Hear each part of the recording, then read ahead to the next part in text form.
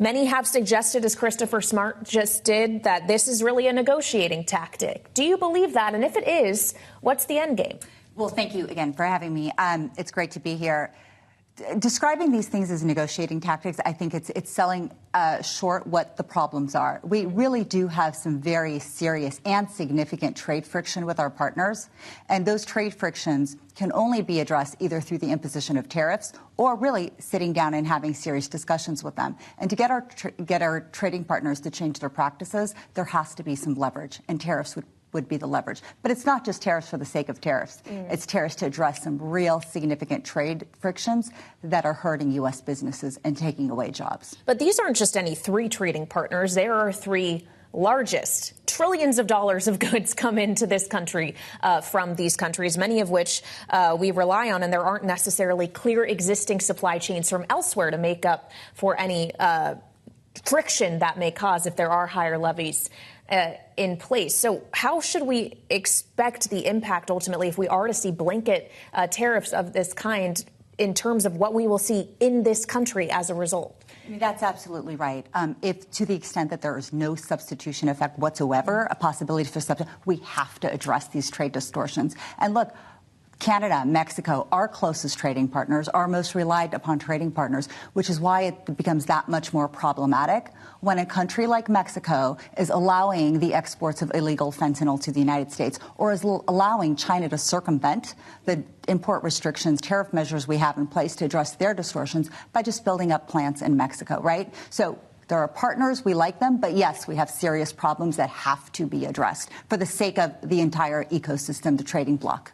Well, and when we consider the nature of those problems, presumably the justification Trump would be using here in order to enact these higher tariffs would be on national security grounds. How loosely defined is that? Would there be any resistance potentially to this if he were trying to pursue this policy when he takes office in 55 days? I mean, absolutely. We have tariff tools that are geared to address national security. And I think your question is really what's the nexus between national security and economic security? Yeah. When we have sectors that are so critical to the broad industrial base of the United States, the industrial base that helps flow into the military capabilities, innovation, et cetera, there is a clear nexus between the tariff measures and what we need to do to protect our national security. But there's other trade tools that we have that are meant to just address trade distortions without requiring the nexus of national security.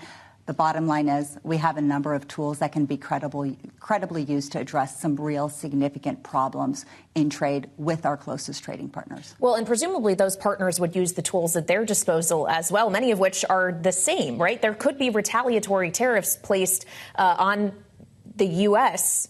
in reaction to this. Claudia Sheinbaum, the president of Mexico, suggested as much today. You know, that's actually that's an interesting point and something I hear often. And compared to our trading partners, we have the most flexible tools and the broader range of tools. So, yes, do our trading partners have the ability to retaliate? Yes.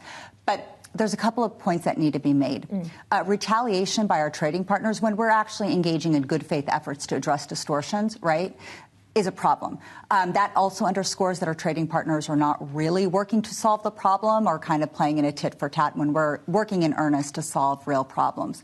The other I think the government is going to do is work with the impacted sectors to figure out what other kind of relief we can give them to make them in the U.S. to make them as whole as possible. The other point that people usually dismiss is that if a trading partner retaliates, it gives other trading partners an opportunity to step in and trade more fairly with the United States. So I don't think that it's a 1-1 situation. We do something, they retaliate, game over. We can support our industries that are being retaliated against, and we can find new markets for them. Well, and when you describe things that the government can do to provide that support, the government consists obviously of a lot more than just the president. There will be a Treasury Secretary, presumably if confirmed, Scott Bessent, Howard Lutnick for Commerce Secretary, a yet-to-be-named U.S. Trade Representative. What role do you expect all of those individuals will play in this? You know, I think Scott Bessent is going to play an important key role in whenever industries are retaliated against, right? What economic levers to pull in the United States economy to create stability and also to help those sectors impacted through tax relief, whatever mechanisms are appropriate. The Commerce Department has a huge role in helping open up new markets for our companies that are being retaliated against. And certainly USTR is going to be in a position to negotiate some pretty critical sector-specific trade agreements that also give our companies not only relief, but access to markets where they've been shut out for a long time. I want to underscore a very, very important point. These tariffs or this talk about addressing trade issues, they don't come out of nowhere. These have been issues that have been lingering for quite a long time. American workers are being impacted, and we have an administration who's going to go in aggressively to tackle these. And I think what Trump is doing right now is just providing transparency. These are his trade irritants. This is the friction, and he's proposing now for our trading partners to be aware of this is how he's going to tackle the problem. And I frankly think transparency is good.